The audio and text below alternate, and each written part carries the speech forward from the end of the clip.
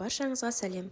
Біздер салмалы блинчиктер дайындаймыз. Ол үшін 500 грамм сүтімізге ыссы су құйып алып, 2 шай қасық қант, 1 шай қасық тұз және 1 шай қасық ашытқы салып араластырып, үстіне ұнымызды салып, жақсылап венчиктің көмегімен араластырамыз.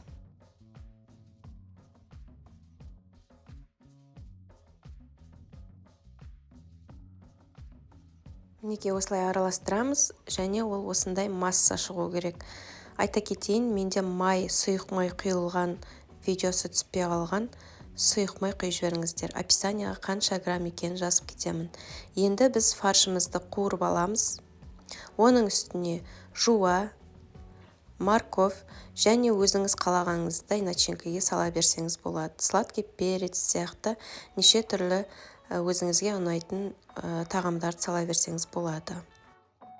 Доз бұрышын салып, араластырып, қақпақты жауып қоямыз. 10 минуттай бұқтырылғаннан кейін осындай болып барлығы піседі. Одан кейін блинчиктерімізді пісіруге көшеміз. Мінекей осылай бір ожауды құйып, кішкене жайып жіберіңіздер. Блинчиктеріңіз тым жұқа да, тым қалың да болмауы керек. Және отта көп ұстамаймыз.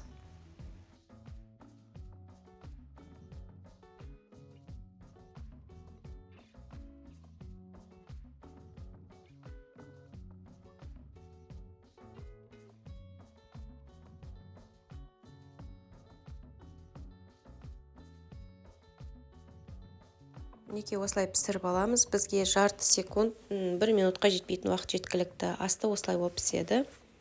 Табамызды майламаған жөн. Мінекей осылай салмамызды салып, үстіне сыр салып, блинчиктеріміздің жан жағын жабыстырамыз. 3 бұрышты етіп. Оңай тез жабысады. Ол жағынан уайымдамаңыздар.